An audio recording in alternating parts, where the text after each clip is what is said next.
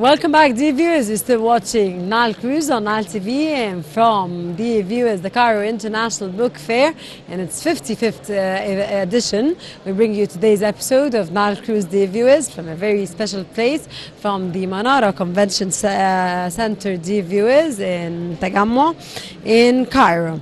Dear viewers, in this segment, Ahmed SalahEl is a translator and researcher in Russian literature.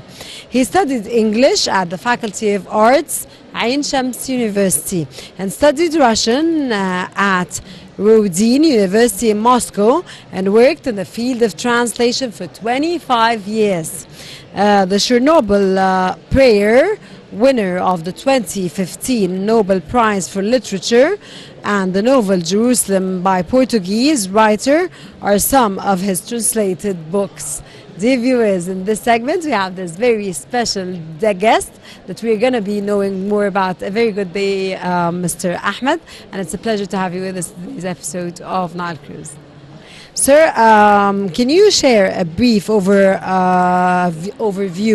of your latest work featured at the Cairo International Fair this year? This year I have a novel translated from Russian into Arabic. It's named Return to Egypt. It was written by the renowned Russian writer Vladimir Sharov and won the Russian Booker Prize. This is a very interesting novel. It's considered as the second part of Nikolai Gogol's Dead Souls that was not completed.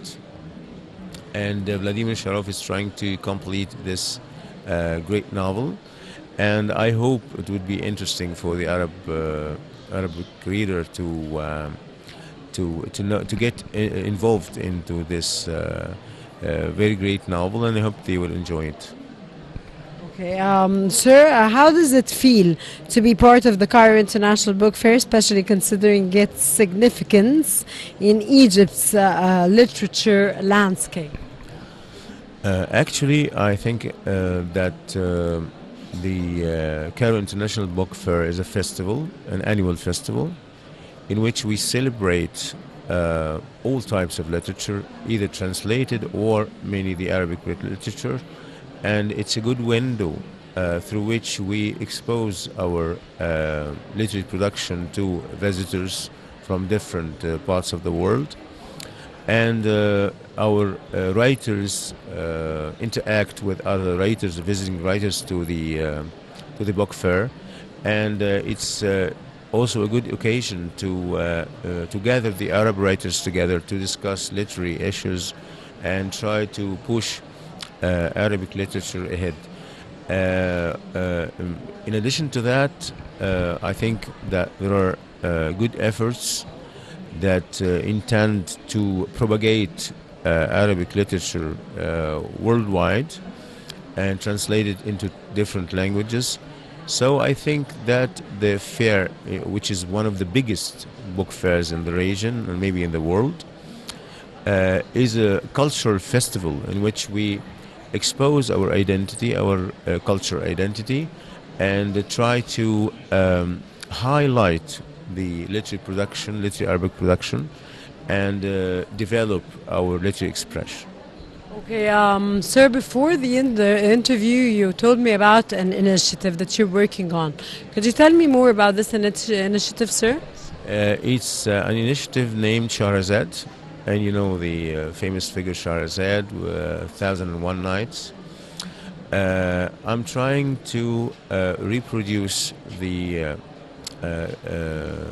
critical content or literary criticism, introduce articles about art, about literature, about culture into through different mediums, through written articles and through audio podcasts, through documentaries, and also through books. This initiative is based on the narrative of Shahrazad. Shahrazad saved women from the slaughter of Shahriyar through her wisdom and intelligence and narration. So narration here is a method employed by Shahrazad to save not only women but to save mankind. So through stories, through telling stories, we can save mankind, we can develop them, we can give them information. So, but humbly, not trying to act as the people who know, who teach others. No, we're telling them stories. We're trying to elevate their awareness level, their cultural level, through listening to good stories, reading good articles, reading good books, and enjoying good documentaries. Again, sir, you mentioned a book. Could you tell me more about it?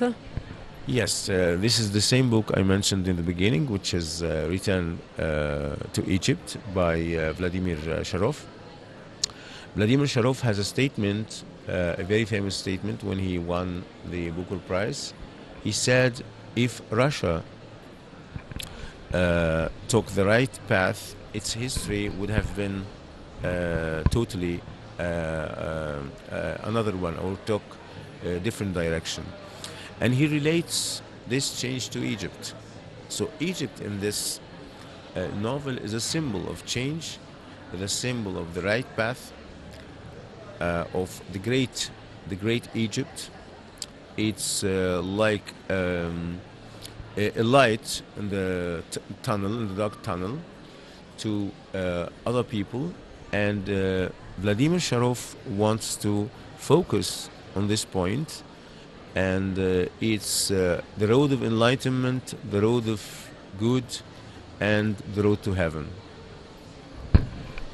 Sir, how do you see your work contributing to the broader literature conversation, both locally and internationally? Actually, translation is a dialogue. Translation is? Dialogue. It opens an ongoing dialogue between people from different parts of the world.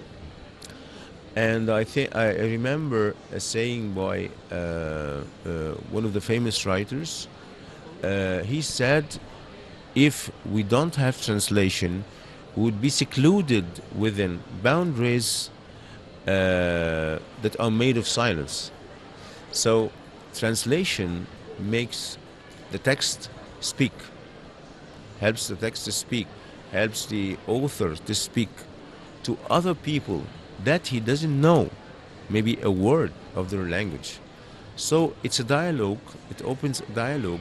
We know other cultures, we get exposed to other experiences from totally different historical eras and from different countries.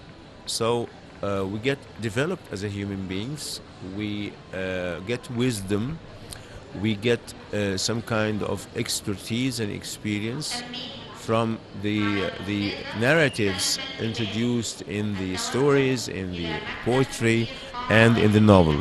So translation helped me to play some kind of even small part in creating this dialogue and helping people know other stories from other parts of the world and reflecting on himself. So he could utilize this content to improve his life.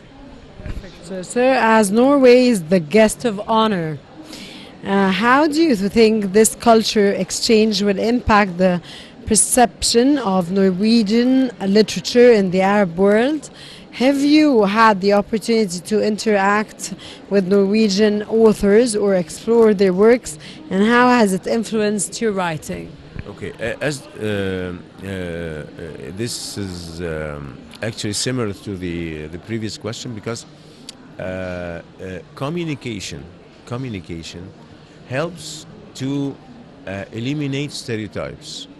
If the people in Europe or America or any part of the world have some kind of misconceptions about us, so communication would help us have the right image about ourselves and also the right image about people. Sometimes when I communicate with foreigners, they have misconceptions about us. They don't know us. And some people here in Egypt or in the Arab region have false images or stereotypes about other people. So this communication, this exchange of culture, exchange of point of view makes things clearer and makes the world a more peaceful place, a more friendly place. Perfect, sir. Sir, you said earlier that there is a gap in translating Arabic literature into other languages. Would you elaborate? Yes. Actually, there are good efforts being done by some organizations, private or public, but actually we need more initiatives, more momentum towards introducing our literature, because our literature is our identity. If you see, for instance, somebody is saying some bad things influenced by stereotypes about us in Egypt. So if our literature is translated enough to different languages, people will know us. People will know who we are. So translating literature will let you be known as is. No illusions, no false ideas, no false conceptions or misconceptions. So we need more translations. We need even exchange to send our writers to talk to writers in the abroad and invite writers to talk here to read their literature and let them read us. This actually will make positive thinking, mutual positive thinking, and this would be a way maybe to end wars, to end misconceptions, to end the quarrels that happen sometimes, and make the world a more peaceful place. And I hope. Sir, are there obstacles facing translation? And if there are obstacles, what are they? Actually, there are, of course, financial obstacles. Sometimes we can face a shortage of experienced personnel or human resources that can do this. Talented translations, for instance, who can translate from Arabic into rare languages like Russian, like Norwegian, like Finnish, like Scottish or Irish. So it needs skills, human skills, it needs resources, it needs backing or pushing from the public organizations as well as the private organizations and the initiatives of the people. So if we try to resolve these problems, I think our literature will be read in the libraries in everywhere in the world. Okay, sir, a writer and a Russian translator. Would you tell us why Russian literature has been the closest and most affecting foreign force on the local readers, please? Russian literature is very close to us because you see, the Russian spirit is very much similar to ours. The ideas presented in Russian literature is more or less close to or resembles our characters, our locations, the problems that the protagonists of the novels and Russian literature have the same dilemmas in life. So the Arabic reader get involved or get identified himself with Russian literature because it's very much close to us. That's it. Sir, do you see that there is a gap in translating Arabic literature into other languages? Yes, of course. A gap because there is a shortage of financial resources, and we need some kind of organizational structures that would help produce quality translations, because there were efforts that did not yield good results because of the lack of expertise and quality system that would at the end produce good literature. Do we have enough calibers to do the work of translation? Not, I think not enough. We need. How can we work on this to make them more and to increase this level and to make our Arabic literature, of course, exported easier? We need. It depends. It's divided into two parts. First part, here in Egypt, we need resources, financial resources. We need talents, people who believe in the message or the rule of literature. So, and they are keen on translating Russian literature. They have the good experience to cooperate with literary agents abroad and publishers and select the best of them and make quality filters in order to select the best and select the good translators as well, in order to make a talent pool that would be able to transfer or translate the Arabic literature into different foreign languages. Mr. Ahmed SalahEl, a translator and researcher in Russian literature, thank you very much for this wonderful interview. My pleasure always. Thank you very much. Dear viewers, you're still watching Nile Cruise on Nile TV International. Stay tuned. I'll be back again. Don't go away.